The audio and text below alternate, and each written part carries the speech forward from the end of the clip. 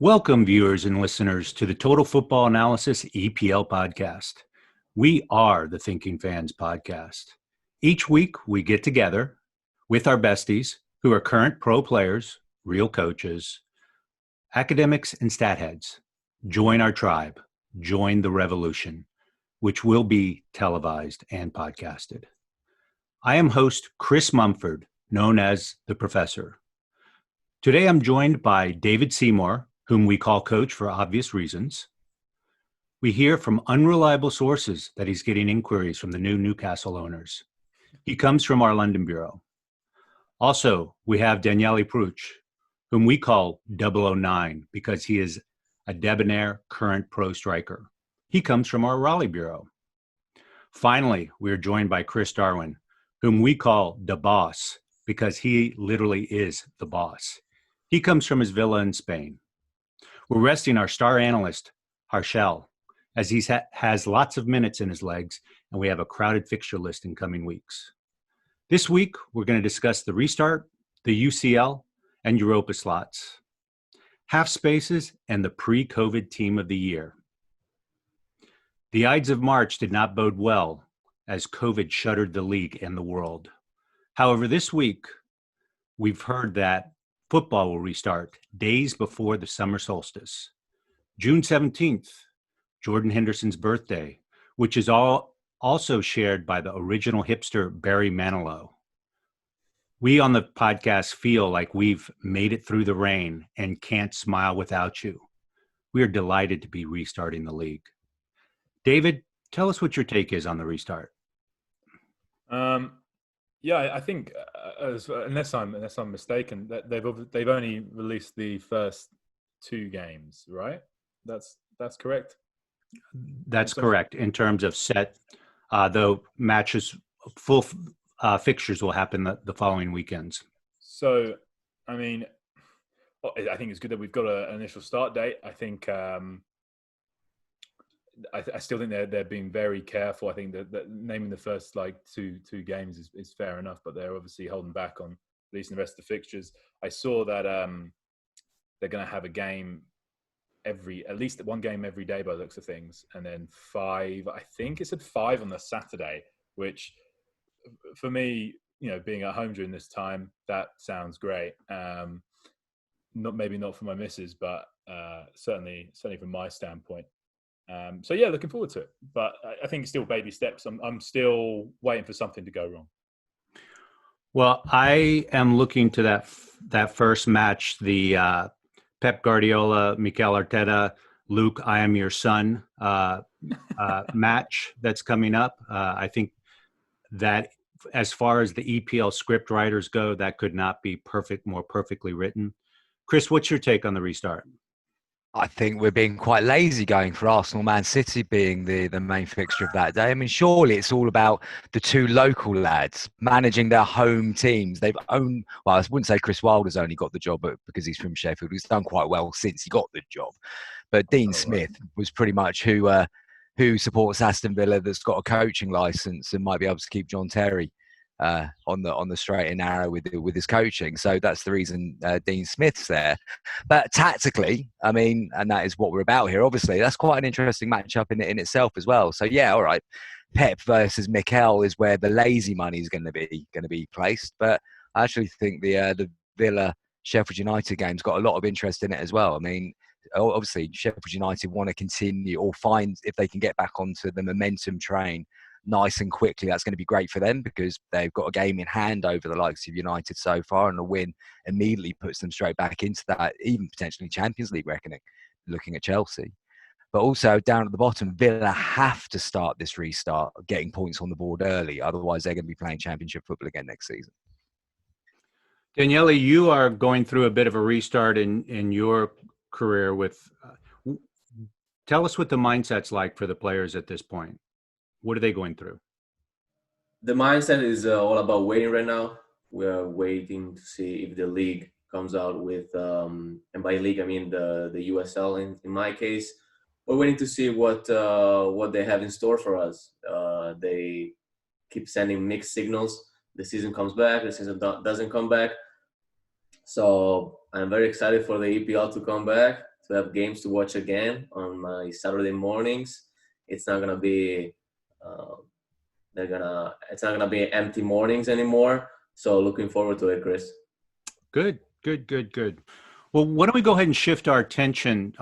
Chris mentioned this just a bit earlier. Is let's talk through the Champions League slots as well as the Europa slots here.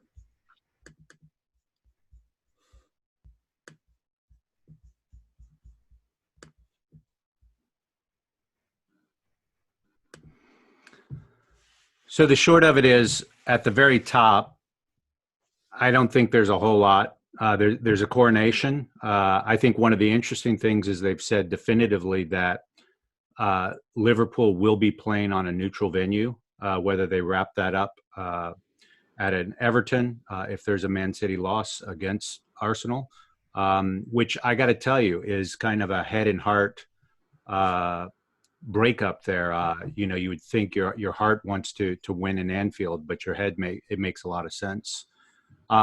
Leicester, I think before the last 2 weeks of shutdown, looked a little more solid in the top three. Chelsea and Man U are in the mix there, with the Wolves and Sheffield. I mean, it's Tottenham seems a bit on the outside on this one. We're not sure what's going to happen to Man City. They've lawyered up. I would be surprised if they have to do the full 2 years, but it seems like in the back rooms they may negotiate a 1 year. So it seems like potentially that so-called fifth slot would move up to the fourth slot. Chris, what's your take on the slots here?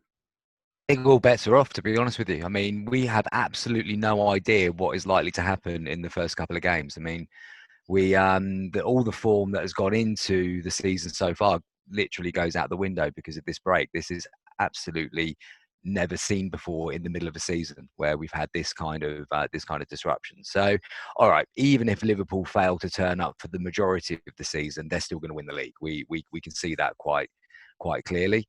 I think we have to assume that Man City aren't going to be playing Champions League football next season, which does open it up for a few of the others. The only thing there that I would say for me is almost guaranteed, and this is with a slight caveat, is that Tottenham won't be in the reckoning. I just don't. I mean, Mourinho needed hours on the field to be able to coach his team into doing the stuff that Mourinho wants them to do, if he even knows what that is right now. And obviously, despite a couple of park sessions, he's not had the opportunity to do that with his players. So I can't see that they're going to make an immediate sort of impact. The ones that I'm looking at there and thinking, this is really interesting, is can Solskjaer take Man United into the Champions League? I think we have to say that the potential is there. You look at Wolves, you look at Sheffield United, that's two interesting sides that really could upset the apple cart here. So I think that final Champions League place could be where the real interest lies in the Premier League, apart from the bottom end of the table.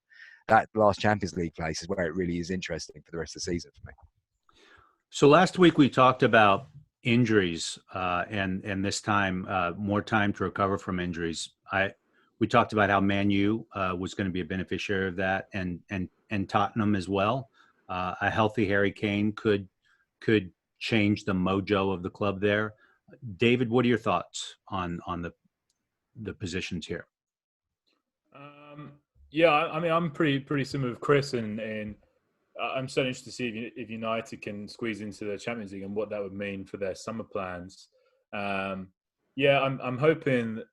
Look, I'm a West Ham fan, so I'm going to be pretty biased here, and so I'm hoping that Chelsea and Tottenham don't have a good run into the end of the season. But I think Spurs. I think we spoke about this last week. Really, I think Spurs are going to struggle a little bit. Perhaps I think Mourinho's. It's not a balanced side, and I think Mourinho needs a summer transfer window. If I'm not sure many Spurs fans want him to have that, but yeah, I think I could see United squeezing into that fourth position. Otherwise, yeah, I think Sheffield United are going to continue. I mean, I think they're the perfect case of a side where they haven't had a huge overhaul in personnel. They've got a manager who's been with the club now for several years, and there's obviously gained promotion in that time a couple of times, and they've looked really strong this year. So I think Sheffield United are going to carry on as they are as well. I could see them getting into Europa. Yeah, it's certainly interesting. I think that sort of 4th down to 7th is going to be interesting to see how that configures as the season comes to a conclusion. Daniele, do you have any differences of opinion on this broad agreement we seem to be forming here? I just wanted to add that we shouldn't write off Mourinho. Actually, I think that he will eventually have the last word. Wow. Well, that'll be interesting to play. I mean, I've got to jump in here, Chris. I'm sorry. I think there's one thing we can categorically do in football now, and that's write off Jose Mourinho. He is yesterday's man when it comes to all this kind of stuff. He's come to Tottenham with this whole attitude of, yeah, I'm a new man. I know I've got a new way of playing. I'm gonna embrace the modern football. And I don't know. A couple of my best mates are Tottenham fans, and they're not buying into this narrative that Jose's created. A couple of changes in the backroom staff doesn't seem to have had the instant impact, and he's got really fortunate with the fact that Harry Kane has been injured, so he's got that perfect excuse of, I can't show you what I can do at the moment because Harry's injured. So I just cannot see on any planet that we're going to see Jose Mourinho win a Premier League title ever again, let alone take Tottenham into the Champions League this season. And if they get Europa League from where they're at and the way and I'm contradicting myself by saying the way they were playing before the break, obviously, because we don't know what's going to happen since. But if they play anything like they did before that, they won't be getting European football next season. I think I'm gonna say that I'm a big Mourinho fan, actually, and I stick by him for all the ridiculousness. I'm on the wrong podcast, clearly. I still think that he's a class manager. I think he's got to change a little bit, but so can we define class? What do you mean by class? Throwing your players under the bus the minute it goes wrong, or he's won 2 Champions Leagues. When?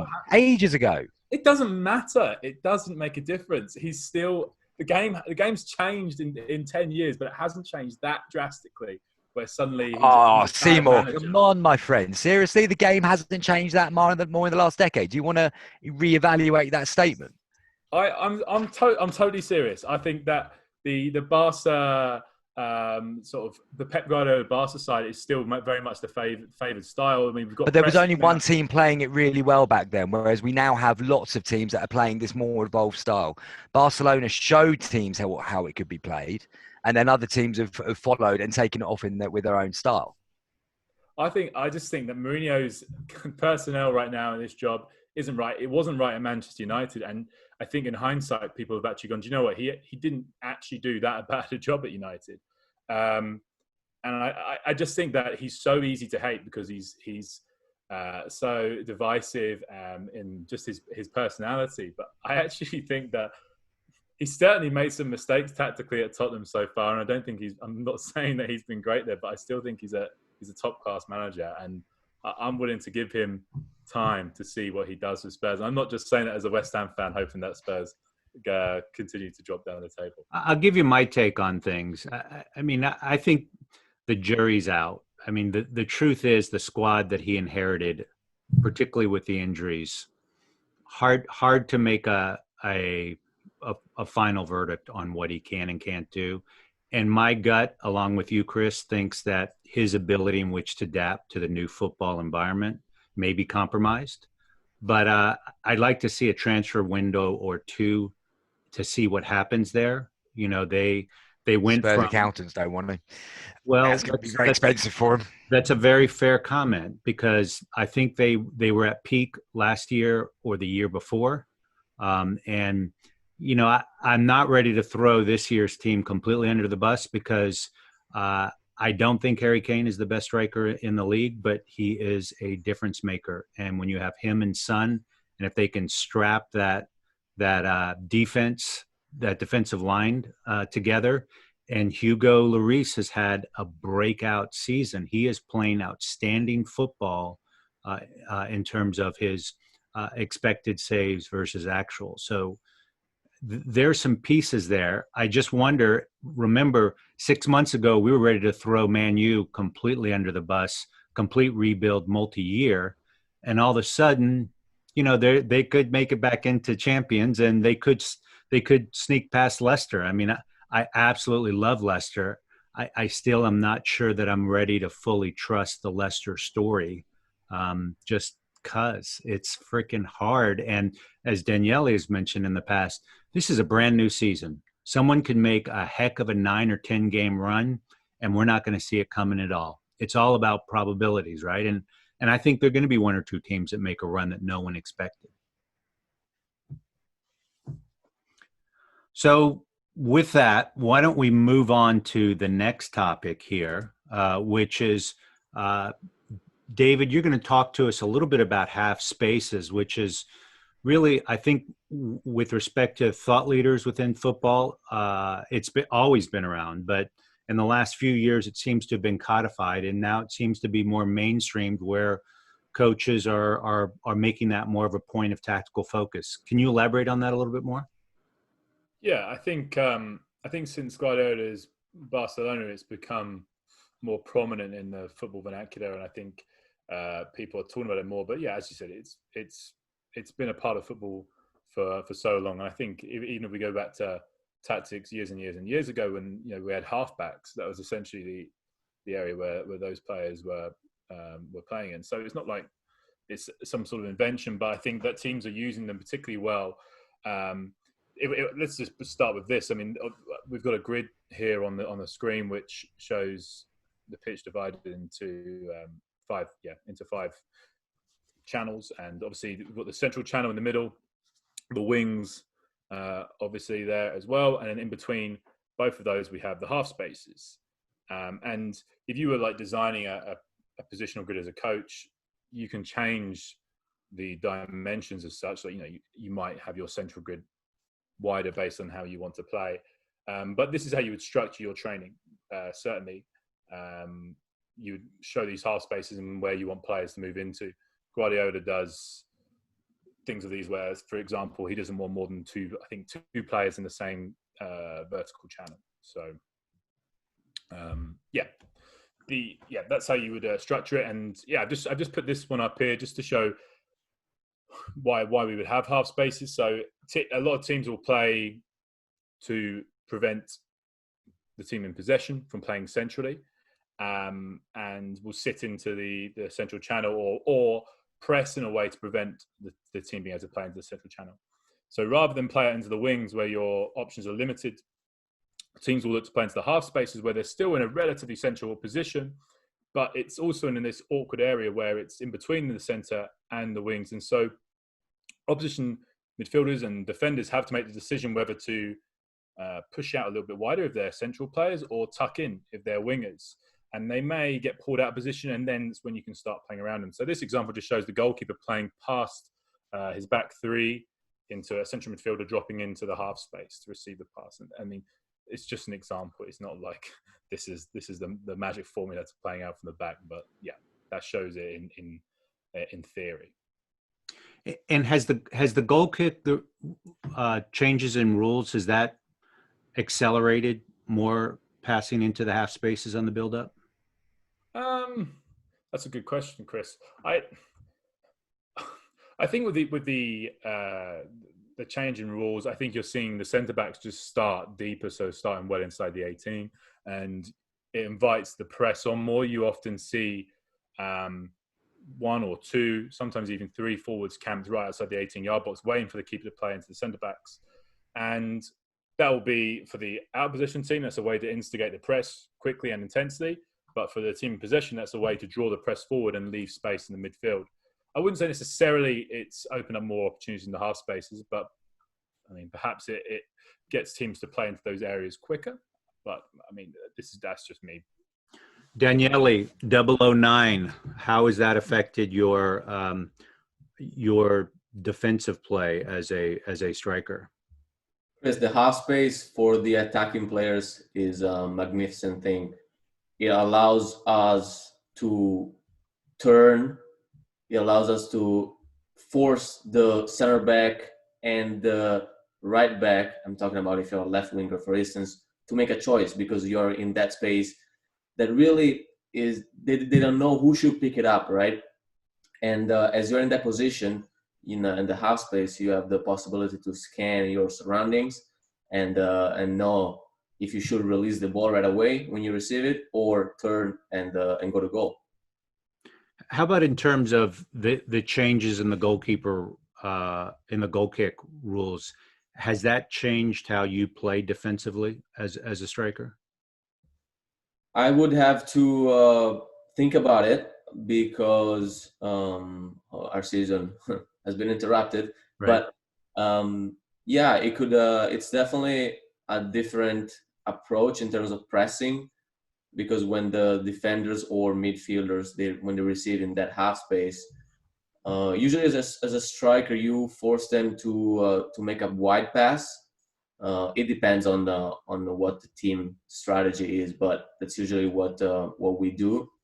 So forcing it wide, obviously, with this half space, with this new rule, the defenders have an advantage because they don't have to wait any longer on the far side of the field. They don't have to stay outside of the box anymore. Right. Well, I know as a keeper, if I can get the forwards up a little bit higher, I can just pass off real quickly. To me, it feels like there's a little more space in my defensive third or the lower part of the middle third for me or one of my defenders to distribute the ball. So it'll be interesting to see how that evolution occurs. But I'm seeing more and more of that at all levels. I think could you just quickly go back to that slide, Chris? I just want to jump on something as well. If you look Sure. at the formation here, we've got the Reds in a 3-4-3, Mm-hmm. and a lot of teams are actually playing a bit like building up with a 3-4-3 at the moment, even if let's say their formation is a 4-3-3. And so what you can see here is you've got the two centre-backs are split wide, and the full-backs are pushed on to take sort of like an orthodox wing position. Mm-hmm. And the pivot drops in. Now the pivot will drop in to be part of the back three from a central position. Mm-hmm. And that's I mean, to get the player, he's probably their best ball player on the ball quickly, and so he can orchestrate your build-up play. But at the same time, it creates space in the central channel as well, as we can see in that example. So you've got your two central midfielders either side. But for example, let's say that central midfielder receives a pass there, or even though just the wide centre-back receives a pass. You've got that central channel where you could play straight into the centre forward, and it makes that midfield, the central midfield, less crowded if the pivot drops out. So that's just why I showed that formation as well. I gotcha. Daniele Giorgino, I think would be one of those prototypical types that he seems to not have a problem with dropping back and demand the ball. And he is a heck of a playmaker. So David, that all makes a lot of sense there. I wonder how many other players are like that. Maybe a Bruno Fernandes they seem to want to be willing to drop back in those situations and demand the ball. Yeah, we see. I think, and this is going outside the Premier League a little bit, but I think the number one player I see doing it in Europe right now is Thiago Alcantara at Bayern Munich. And don't get me wrong, there are plenty of players who will do this, but he does it incredibly effectively, and he really sort of takes on that quarterback role when he does it. Mm-hmm. Let's also mention David Silva. He's a master of the half space, and if you look at him in a game, you can see that he keeps turning his head right and left, and he takes up that position in the half space, and his teammates are often able to find him there. Okay, so the examples that I picked out, I chose two teams that maybe don't get as much coverage, and purely just to show that this is being used by teams across the league. And Brighton, Brighton play some really lovely football just in general. Graham Potter's doing a terrific job there in terms of the style that they're playing, at least. And they will look to hit the half space as much as possible. To do this, they will have a central midfielder operate in the half space, and we can see Aaron Moy, who's the bald guy in this image here, and he's just going to drop out to the wing. And in this case, Brighton are playing with a front three, and that's Solly March, who isn't really a centre forward, but nevertheless, Solly March is going to receive the pass, and he's going to drop deeper into this half space to draw one of the Wolves defenders out. So, Chris, if you go on to the next slide. March receives the pass, he's drawn the defender out, and he lays the ball off Darren Moy, who's now in this wide position. As Moy receives, I mean, we can see that he draws attention himself, and he's able to just play that pass behind the defensive line, still in the half space as March moves on. Now, March has already drawn a defender out with him, playing him behind into this space. Because that defender's now out of position, a second defender has to come across. And so I've highlighted there's a centre-back in the central area who's going to shift over as well to try and intercept March. And that leaves Neil Maupay, who is the other highlighted player, a centre-forward, in a 1v1 in a central area, which is a terrific outcome for Brighton. If you go on to the next slide, they have almost an identical pattern, but this time we can see that March hasn't brought a central defender out. We've got the right back coming into him, and he's able to just slide the ball behind into the space behind, and Moy continues his run this time, just moving into the exact same space that March did in the exact same game. And that's something that you'll see Brighton doing a fair bit. Those are just two patterns within the half space that we will see them use to attack. And then the other team, I want to bring out was Leicester, because Leicester leave the half space vacant a lot of the time, not all the time, but certainly a lot of the time. And they will look to draw the opposition midfield out as much as possible with their build-up to create space between the midfield and the defence. And so here we can see a quick interchange of passes, and James Maddison plays pass into the half space, and the original player spins off and receives the ball in the half space. And as soon as they receive the ball there, then the opposition defence have to make a decision, because that player is now between the lines. So you're going to see Tyrone Mings, for example, and he's going to push forward here. And again, that can leave the centre forward in a 1v1. It can certainly leave space in behind should they play in behind the defence. If you go on to the next slide, Jamie Vardy is really important in so much of what Leicester do. But again, Leicester will leave that space vacant. And if they can make the opposition defence flat and narrow, as they've done here, that's a brilliant outcome. Vardy's playing by himself here, and Harvey Barnes drives forward with the ball. And what he's done is he's driving forward straight into the half space, and he's managing to engage the right back, which is fantastic outcome for Leicester, because it leaves lots of space out wide. Now, when we think of defending, we always think of staying narrow, but in this case, what you really want to see Aston Villa do as a unit is shift across together rather than let the right back engage Barnes. But nevertheless, that's what happens. Vardy's able to spin out into all this space in the left wing, and there's all that space in the half space behind. And so a simple pass through the flat defence will allow Vardy to run behind. And as we know, Vardy isn't the easiest to catch. Daniele, sorry, Chris, may I just jump in with a question for Daniele then? As an attacking player, when a defence is facing a team that has got so much rotation and so much movement, as we're seeing in these examples here, as a striker or as an attacking player, do you notice then the level of communication that's going in with the defending team? Because when you've got this sort of movement going on, communication is key so that everybody knows what they're doing. Do you come across teams that are just that little bit quiet and you go, yeah, we're in here, lads, because they're not able to communicate effectively enough here to defend the appropriate spaces? And does that then give you confidence that you're going to have greater chances, as opposed to a team that is super communicative? So, for example, with this one here, there would be somebody guiding the Villa back four across to cover that space in a much more effective way. Yeah, Chris, the best thing to hear is when the defensive lines and the midfielding line, they don't agree on things. So they start yelling at each other. They start raising their voice. Hey, I should pick it up. I should pick him up. No, that's your man. When you hear that, that's when you know that you're doing a great job of occupying the half space, as well as making the right movements in terms of rotations with your teammates. You create chaos, and they don't know how to move to get tight on you. Cool. As far as Daniele, has there been more emphasis in playing in the half spaces as of late, or how has this affected your playing career? It's certainly a concept that has come up more lately, according to my experience. And but as David showed us, we know why. It can create so many things for the attacking team. And if there's one pattern that I noticed throughout these slides, is that the defending team was always there was always something wrong in the positioning of the defending team because the attacking team was doing a great job of occupying that the half space.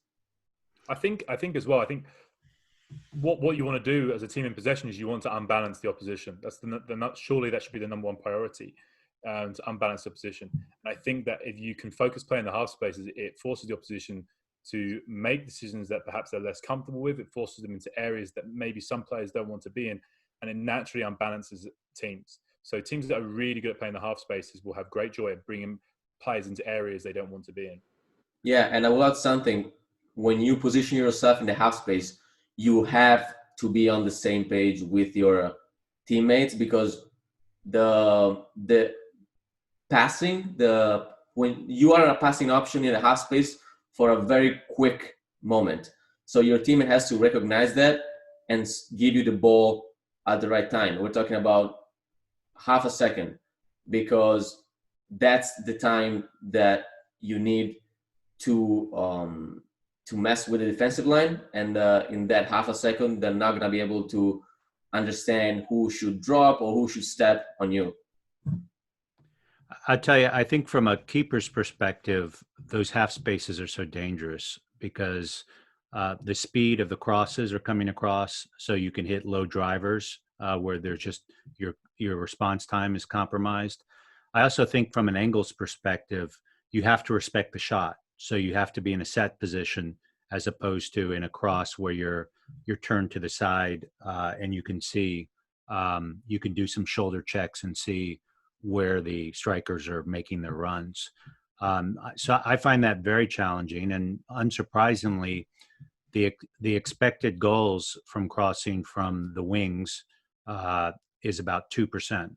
And if you versus crosses in the half spaces, which are 5%. And if you move to where if it's a cutback, then it increases it up to about 7%. So it just forces the defense and the goalkeeper to respect the shot, which is going to create more openings for strikers to finish the ball. So the half space is a very, very vexing thing. David, I want to ask you one last question on this. When someone like Burnley parks the bus, they've got basically 7 defenders between the 6 and the 18 between the sticks, right? Does that neutralize the half spaces? And is that why it forces folks like Man City and Liverpool to do the longer crosses, because they and maybe take it down to the end line to open things up? Yeah, when a team has more possession, they're naturally just going to have more crosses. So when I think we look at Bayern Munich and Man City as 2 big examples of teams that cross like a fair amount and have large amounts of possession, it's purely because, teams will sit in. I think what you will see those kinds of teams do, though, when they're playing against teams that are happy to sit in, is you're going to see a lot of vertical passing both ways. You're going to see them trying to bring the opposition out, and they'll be playing in tight areas and tight central areas before recycling the ball to a pivot or a centre back, in the aim just to bring the opposition forward enough, and then they can seek to hit spaces. I think as well, you'll see if the opposition engage in any form of press, regardless of whether they're looking to sit in, generally speaking, if they engage in any form of press, you're going to see the team in possession look to hit the centre forward as quick as possible. And I'm not saying like a long pass, but I'm saying to drill that ball into the centre forward's feet. And one of the best ways to do that is to have the centre back split into the half spaces. And this is where your advantage of having ball playing centre backs comes in, is that gives a beautiful angle. If you can create enough central space in midfield, it creates a lovely angle for those 2 wide centre backs to be able to drill diagonal passes into a centre forward who will drop in almost as like for that phase as a false 9, essentially. Right. I still see, even when the bus is parked, Man City folks like Mahrez will still take advantage of those half spaces and then go ahead and take those speculative shots, 2 or 3 touches inside and take the shot. And I know as a keeper in that sort of traffic, you don't know if you're getting a shot directly on you, there's a deflection, or it's going to get chipped over. And I think we saw what happened to Berkey, where if you remind me that Kimmich was in that half, in that half space, I don't think Berkey had the the sight line on it. And by the time he saw it, he just didn't have the speed with his legs to get across. I don't know if anybody would. Chris, But I know this is a bit off topic, but this is actually a question that I meant to ask you as well. With that, and for anyone who's not aware of what we're talking about the Bayern Munich Dortmund game where Berkey had the chance to. I mean, it looked like he made a mistake. To be honest with you, it was a beautiful effort from Kimmich, but I would have expected the goalkeeper to have saved that there. Now, was that due to positioning? Was it due to movement? Was it due to exploding at the wrong time to make the save? Because I don't want to just sit here and be like, oh, he's not got strong wrists, because that feels lazy to me, and I don't believe that. So what I know this is off topic, but I think it's still certainly of note. What was the goalkeeper doing that led to that goal being scored? I look forward to starting the Total Football Analysis Goalkeeper podcast, where we'll get into this. And in a minute, I'm going to ask Chris, who's also a fellow goalkeeper, what his take is on it. My thing is as a keeper, I want to be as high as I can be on 3 or 4, and I'm willing to take the risk that sometimes a striker is going to be able to hit a ball at full speed and put it right over me. The window is very, very small, but that's going to increase my probabilities of getting down to the left or right and protecting my side panels a little better. So in my opinion, that's a personal risk. I don't think he made a mistake. He was scouted for that. Kimmich said that.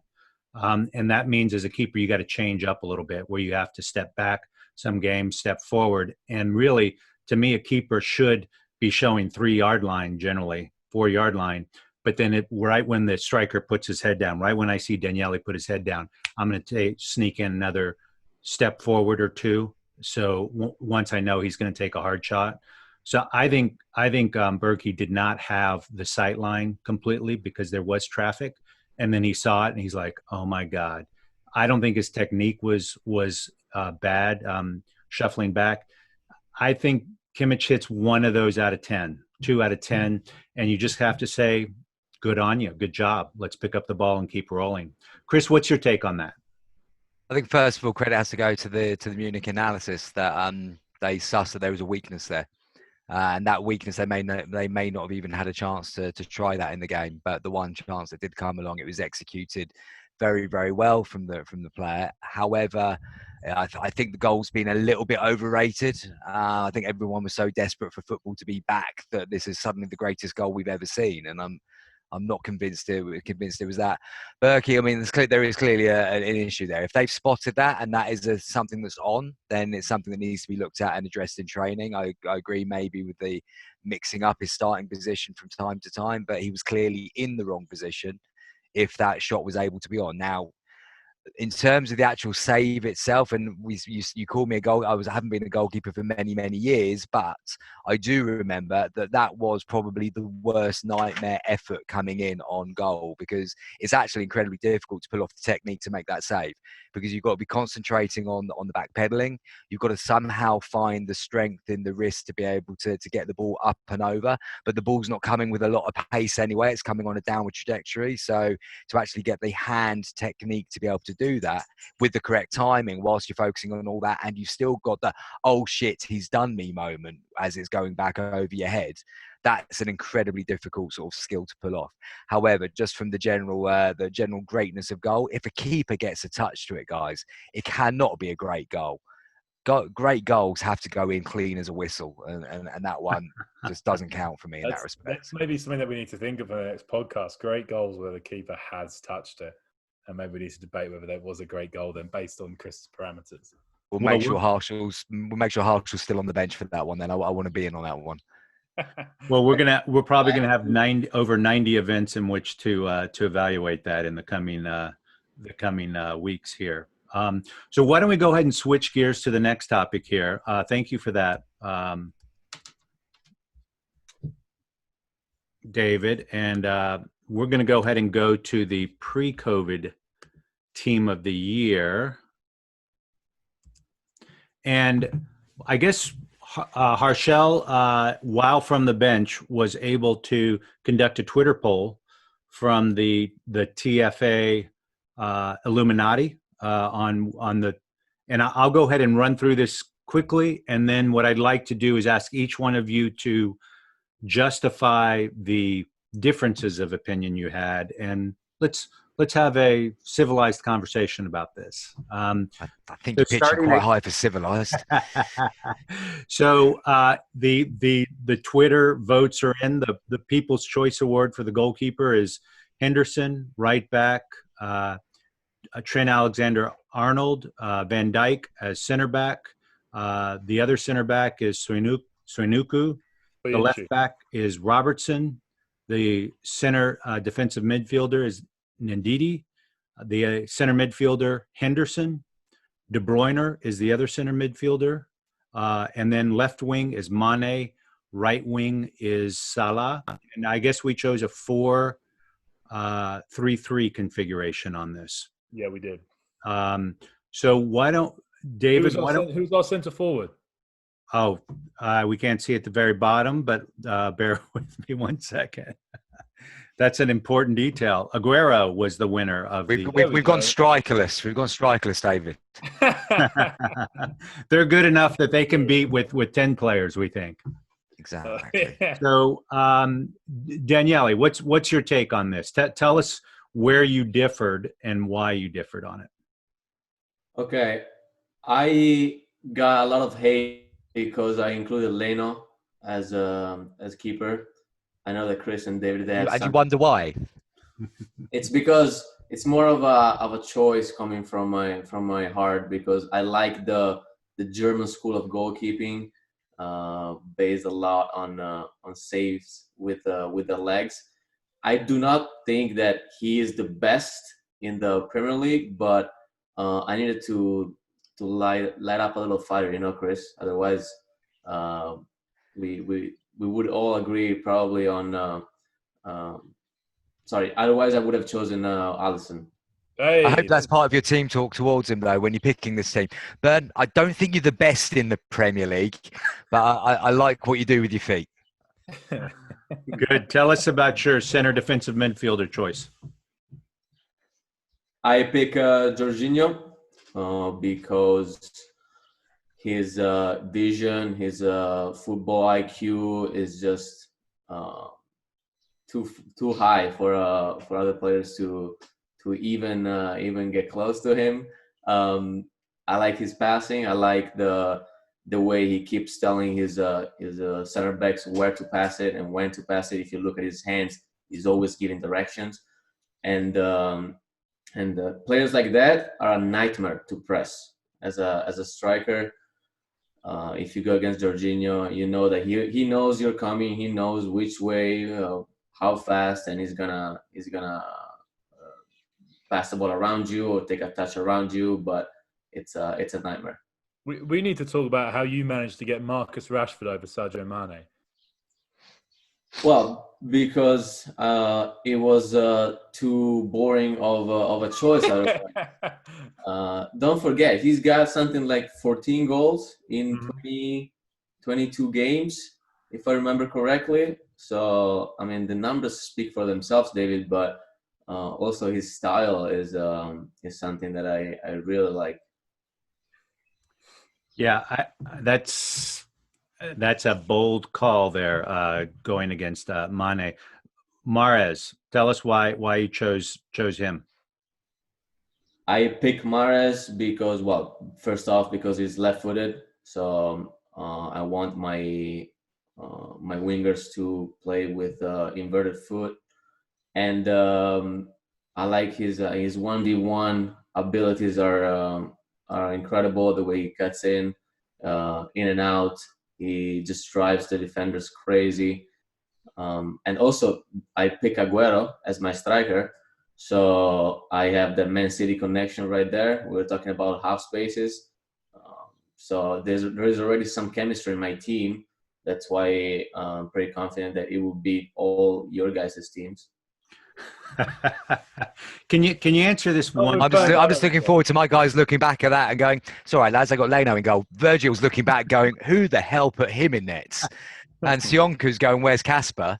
So I'm feeling quite confident that we might get a couple of goals in with my lot against this lot. We need to talk about Chris's team because Chris. Actually, I think maybe both Chris's How many Leicester players, Chris Mumford, I'm talking about you. How many Leicester players have you got in your team?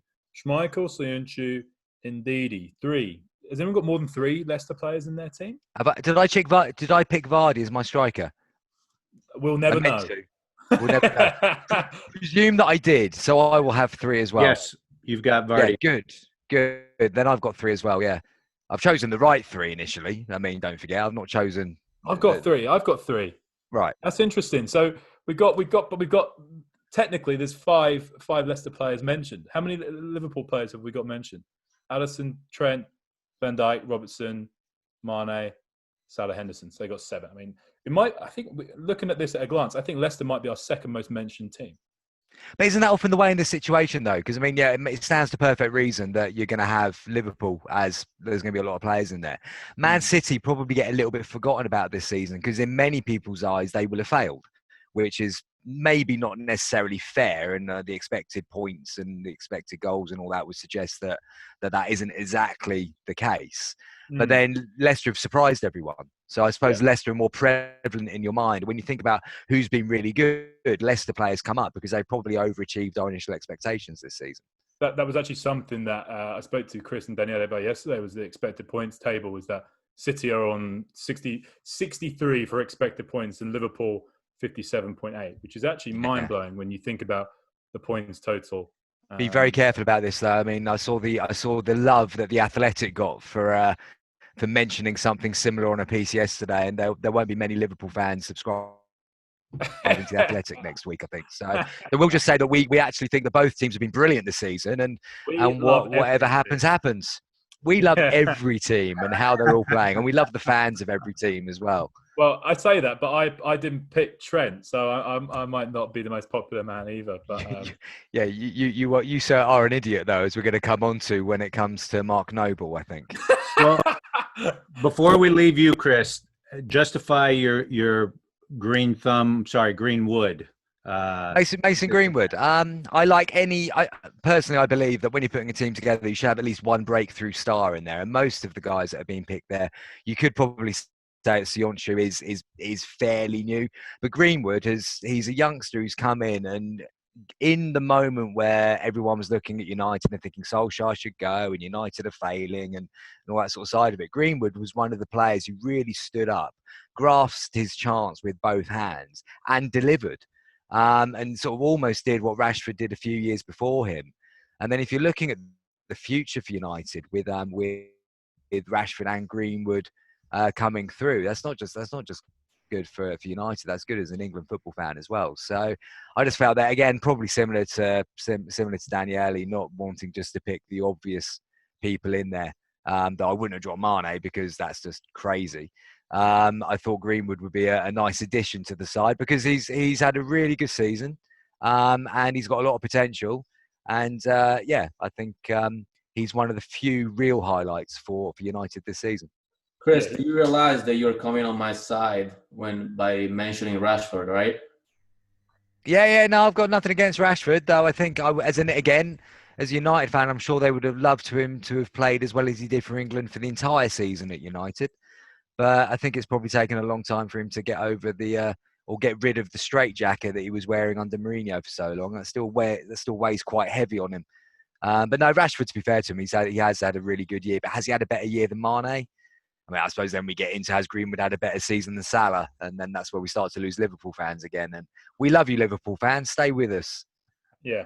David, give us your take. You've got a couple of contrarian selections there. Justify them, please. Yeah, I've just come off mute again, David. Just so you know, I'm ready. I mixed it up because, first of all, I will give a disclaimer and say I think Trent is the best right back in the world. So, but I didn't want to give Trent the clean sweep, and I thought Ricardo Pereira deserved a shout out. I think with Virgil van Dijk, we can allow that for a clean sweep because I think, to be honest with you, I didn't think either of the other centre-backs. I don't think Maguire deserved to be in there. I don't think Johnny Evans deserved to be in there. So, yeah, we went with Van Dijk and Soyuncu as a clean sweep there. But I wanted to give Ricardo Pereira a shout-out because he's been excellent this season in his own right. And, I wanted to pay homage to his season. I think in goal, I couldn't believe I was the only person that went for Alisson. See, Liverpool fans, I've got your back. How am I the only person in this list who's gone for Alisson? That's ridiculous. He's the best goalkeeper in the world, no? I tell you, let's do the goalkeeper thing in a bit. I want to hear about this Noble thing. I want to see the fireworks go off here. Oh, yeah, I just put Mark Noble in there because he is my favourite player in the world, and he just deserves it. He is always in my... He's your favourite player in the world. I love Mark Noble so much. This is how Mark Noble still has a Premier League career, is that he's built such a life off being sort of like, where's Mark Noble? He's great. He's West Ham through and through. He is. You know what? Several West Ham. There's a big contingent of West Ham fans that are actually pretty tough on him, and I think. Yeah, and we call those the intelligent West Ham fans. I think 3 or 4 years ago, Noble had a really bad run of form, and people were really on him, and he's come good in the last couple of years. Now, is he the best defensive midfielder in the world? Even in the Premier League? No, he's not even in the top 10. But he's in my list, and he's staying in there because, on the off chance that he's watching this podcast, I want him to invite me around his house and be friends with him. So, David, we had an intervention last week about making poor life decisions, and you keep giving him the armband as well, haven't you? Yeah, of course he's got the armband. He came out. He came out. He came out as a captain. He is captain through and through. He was wearing a captain's armband when he was a baby. Well, at least if he wins the toss, he'll give something to your team then. But other than that, mate, Jesus. Daniele, what were you about to say? I was gonna say, David. So you picked your team, just for fun, right? Not to win. Yeah, do you know what? I did do that one for fun. If I'm honest with you, he wasn't even on the short list, but. And talk to me about your right winger also. Oh, my right winger, Buendia, because he's. Well, I wanted to put him. I was going to crowbar him in at central midfield, and I decided that I had to give Mateo Kovacic a shout out because no one had done that either. So yeah, that's a good shout. Yeah, let me go with Kovacic, and I'll explain Buendia. Kovacic has been incredible this season. I'm 100. That isn't even me trying to be controversial. I think him and De Bruyne would be my 2 central midfielders there, and if I was being honest, defensive midfielder, I'd potentially go Ndidi or Jorginho. So both of those are fair shouts. But with Kovacic, I think he's worked beautifully with Jorginho there. He's an excellent ball winner. And obviously Jorginho is a fantastic ball player. So they work so well together. He retains possession incredibly well. I think he's got I want to say he's got the second highest dribble completion percentage in the league. Something like 67%, which, and don't be wrong, he's not taken on a lot of players, but it shows that his ball retention is excellent. He registers incredibly well on top of his ball winning statistics. He registers incredibly well for passes forward, passes into the final third. He's a really well-rounded central midfielder, and I think that a lot of people have slept on him because when he first came into the league, he wasn't really a success story at all. And I think all credit to Frank Lampard, which I don't say often, because he's looked excellent this season, and I've been well impressed. I'm interested to see what he does next season. Now with Buendia, right? I wanted to mix that up as well because Chris went with Greenwood, so I went with him with Buendia. He is just such a joy to watch as a player, and I guess if we're looking purely at statistics, that side of his game obviously isn't going to stand out as much. I think he attempts just over 6 dribbles per game, and he has around, I think maybe just below 50% completion. But I mean, watching him is just delightful. It reminds me, he's not necessarily the same type of player, but he reminds me of the same way, it was when Dimitri Payet was in the league. And I think Payet got caught all the headlines for the free kicks. But actually, I think one of the best things about Payet was watching on the ball, his swagger, his skills, the way he played the game. For me, Emi Buendia plays the game the way I wanted to when I was a kid. I didn't grow up wanting to play like Charles Soyuncu. And I think that... Sorry, Leicester fans. Yeah, but I think Buendia's been outstanding. Obviously, he was terrific in the Championship last season, and he's done really well for a Norwich side that obviously have struggled this year. He's got 7 assists for them, which means that I think that's 1 assist for every 3.5 goals that they've scored this season, showing how important he is to them. He's a good ball progressor, but I think he's just very press resistant as a player. Do you know what, because I knew that Chris was going to come at me for this, so I think I wrote down something about his final third part. Oh yeah, he's got the highest percentage completion on through passes this season, 50%, which is outstanding. And he's attempted the 9th most through passes as well. Mate, I'm happy for you to pick him in his actual position. It was when you were having him as central midfield alongside Mark Noble, I was doubting it. Well, do you know what? I wanted to as was Buendia by this point. He was looking to his side going, I'm going to have to do some serious running today. I wanted to have him as an attacking central midfielder so I could have Mo Salah, but I can't have everything. So he's gone over to the right side. So I guess the most unanimous decisions were De Bruyne, right? Robertson. Help me pronounce the name. Soyuncu. Virgil van Dijk and Trent Alexander-Arnold, right? And so Noble. Those are kind of 4 or 5 lockdowns. David did fuss things up with right back by putting Ricardo in versus Alexander-Arnold. I will accept Trent as a unanimous, though, because he is that good. Yeah. I just wanted to give... We've just got to touch on one thing, though, guys, that we're supposed to know the game inside out here. This is the waffle we're trying to sell to the people who are listening. We've got Sionchu and Virgil van Dijk the wrong way round. Have we? Yeah, Van Dijk plays on the left. Sionchu plays on the right. Yeah, you're very right. Yeah, that's poor. That's awful, isn't it? To be fair, though, Chris, if that's your issue with this list, I'll take it. yeah, you're right. That's my issue with this list. We've just killed our credibility in one fell swoop. We're just going to edit out Mark Noble, and it's all going to be good. Speaking of most contentious, I think the goalkeeper position was the most contentious of all of them. Someone make the case for Henderson. Well, I think it's going to have to be me, isn't it? Because I'm the one who's chosen him. Yeah. I was actually quite worried to see that I've almost agreed with Twitter with everything that I've done here. And it's a really worrying place for me in the world if actually my views match what goes on Twitter. We need to look who's running the Twitter account. That's what it is. Well, not even that, though. But I mean, okay, so Dean Henderson. Things I like about Dean Henderson was that he made an absolute screw up against Liverpool, which cost Sheffield United what would have been a very well-earned point in that game. But the way that he's bounced back from that has been really, really impressive. It's the lazy vote to give it to Alisson because, yeah, all right, Alisson has been exceptional, but has he had to work as hard in general as Dean Henderson over the course of the season?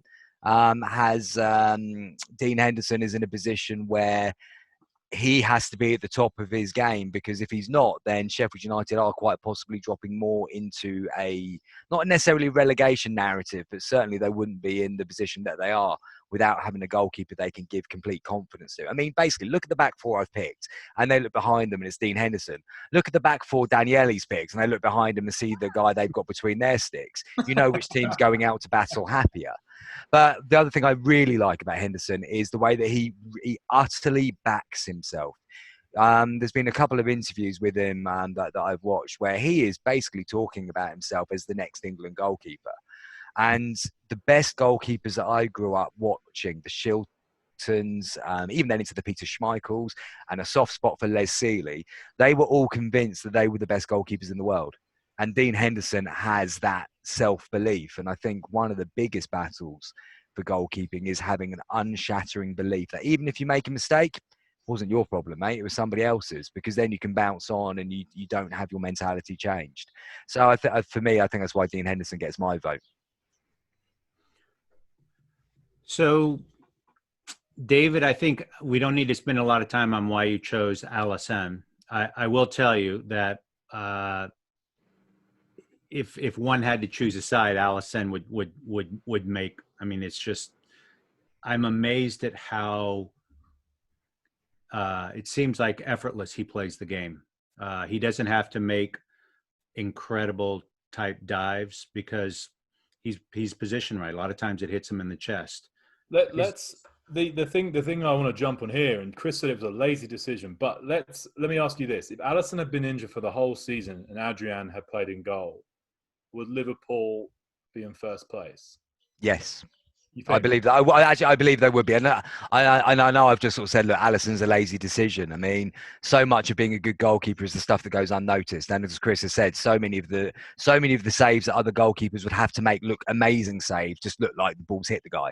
And that's not down to anything other than really top-class positioning and being an exceptional goalkeeper. The Henderson thing for me, again, is more about he's overachieved my expectation, whereas Alisson is probably being where I would say my expectation would be for him, which isn't, that's not Alisson's fault, of course, but I accept he's a fantastic goalkeeper, and he's been a fantastic goalkeeper this season. Yeah, and I think he's been worth every penny. If anything, I think Liverpool got a bargain with Alisson. Yeah, categorically. It sounds, and this is going to be probably the most cliche thing I'll say today, particularly I've been saying that Mark Noble should be the defensive midfielder. But Alisson has just an incredible presence as a goalkeeper. And I think that these are things that you can't measure in statistics. And as a defender, if I wanted a goalkeeper playing behind me, I would want Alisson. He is just an incredible presence. He sweeps very well as a goalkeeper. He's very good on the ball. He's an excellent shot stopper. He is an absolute unit as well. And I just think that he is. It's not even close as to who the best goalkeeper in the world is, in my opinion. I just think he is on another level as a goalkeeper. So that's why I could not believe he had one. But I 100% do see your Henderson logic. I don't see the Leno logic from Daniela. He's never going to live that down. We're going to pick the best goalkeeper saving shots with their feet. The one thing David De Gea can still do in English football is save shots with his feet. It's his hands that are letting him down. So I'm still amazed that Leno got a call up in that situation. David, but I'm gonna have to disagree about Alisson being the best goalkeeper. I don't know. I know a couple guys in Italy or Germany that could challenge. Who in Italy? Who in Italy is better than Alisson? Andanovic, Inter. No, he's not. Whoa! If you'd said Manuel Neuer, I mean, I still think Alisson's better. I'd have told you to get out as well. Christ. But I wouldn't have been like, that's outrageous. But I cannot believe what you've just said, Daniela. That is outrageous. We've brought this guy on because he's a pro player who knows a lot about Serie A football, and that's what he's giving us. David, you're talking about is the transfer window open? Talking about presence, Andanovic has a big presence. Yeah, oh, great! So he's big, brilliant. All right, what about the rest of it? So let me ask this question though. Put Tyson Fury in goal. He's probably more mobile than Mark Noble in the middle of the park, mate. You might want to stick him in there. So what I don't get is this. We're talking about Henderson. If Henderson goes back to his parent club, he's probably second string. Justifiably or not?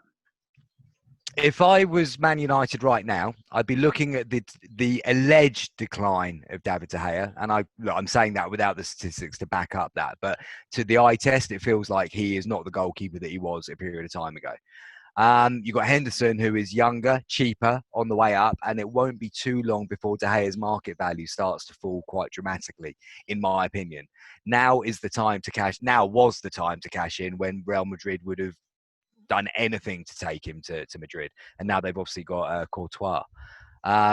If United are trying to become a sensibly run football club, perish the thought, then surely they've got to be thinking, well, we can make a lot of money on De Gea here, which we can reinvest in other positions, and Dean Henderson is no mug, so let's get him in.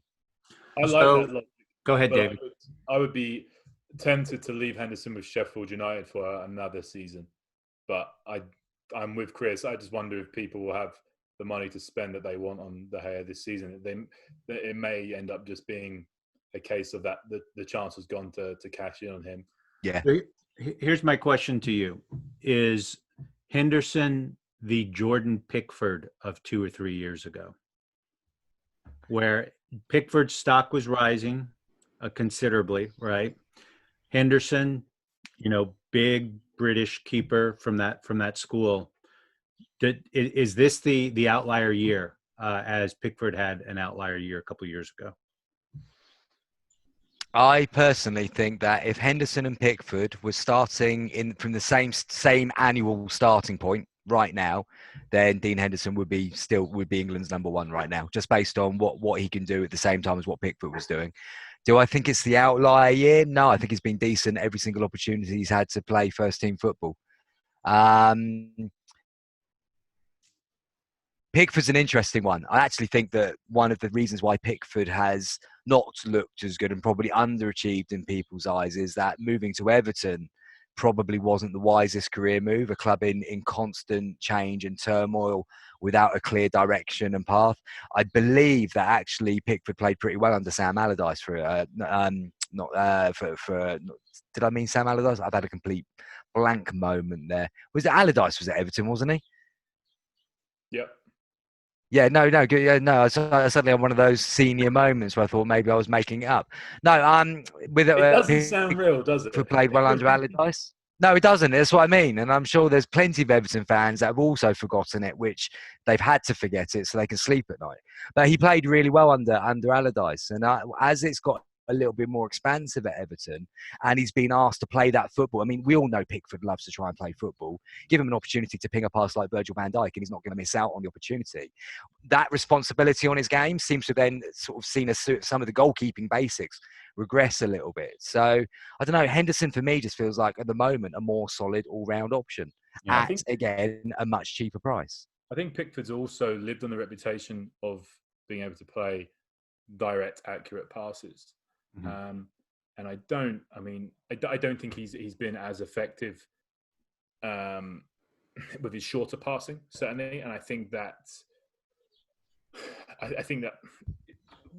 England, I mean, like you absolutely said, if he's got a chance to play that 60-yard ball where he can pick someone out, he will, and that's fantastic. And I think, generally speaking, he's got an absolute cannon of a left foot.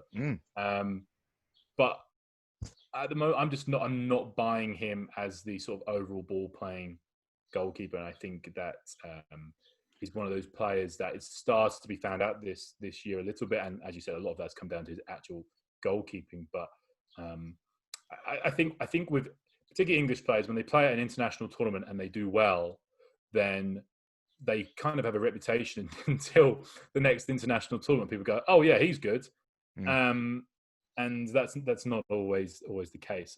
Daniele, is that the same in Italy? Do you hype up your players as much as we do?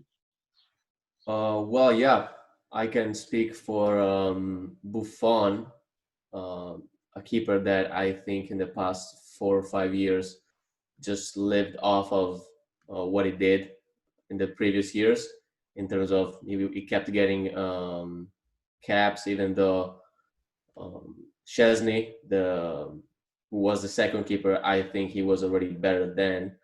But yeah, we do hype up our players. I guess it's part of the culture, David.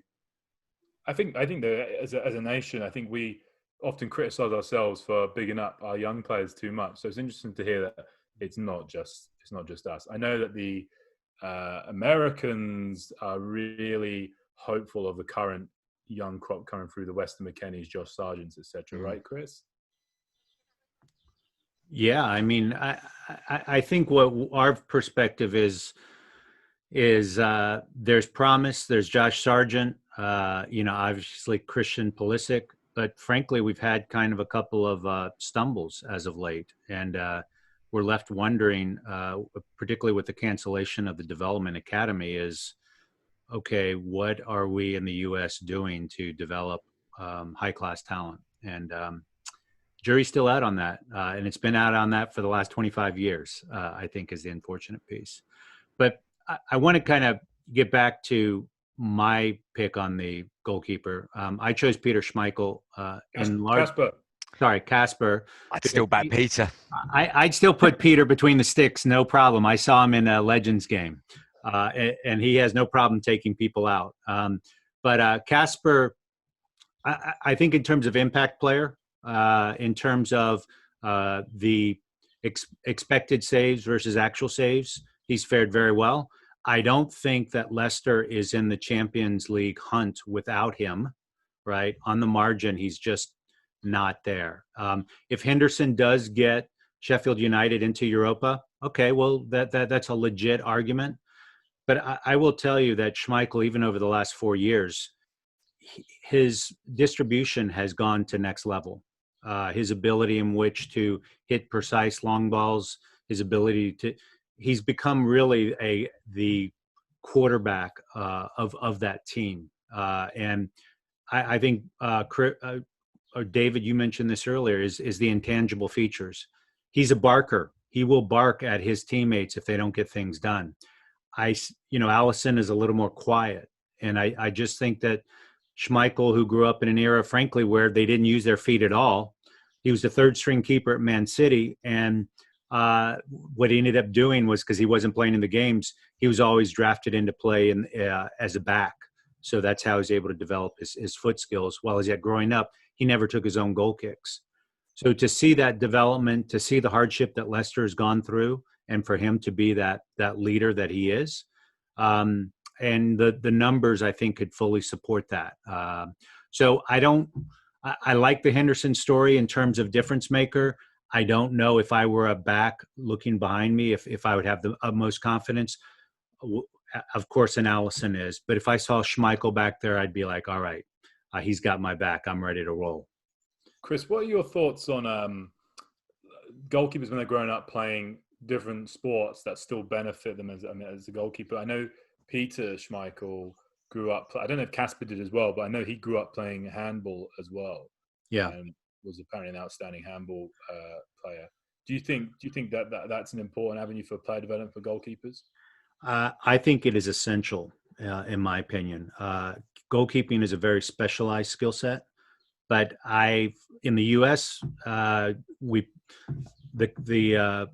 keepers I train, I insist at a younger age they play basketball until about 12 or 13, because their ability in which to block out for rebounds will give them tremendous confidence in high balls. The footwork that they have to do, particularly lateral movements, and even diagonal movements, right? The sort of lateral speed you pick up playing a sport like basketball, I think is really important. I also think tennis is fantastic for quick lateral movements, because for goalkeepers, the truth is we don't really need to move past 5 yards, right? I mean, it's really we need 2-3 max quick steps. And if you really get that technique down, and there is some technique with lateral movements, so I think that's really important. There's a raging debate in U.S. youth sports still. Even American football coaches are coming out and saying, we need our kids not to specialize so early. So absolutely is the answer for your question. So guys, I think we've wrapped up closer to the better part of an hour. What I'd like to do is I'd like to thank Total Football Analysis. They are the world's largest open source soccer analyst community. Please visit www.totalfootballanalysis.com and join and support the revolution. Join us on our next Football Thinking Fans podcast. Free at last, free at last. For now, bella ciao, ciao, ciao.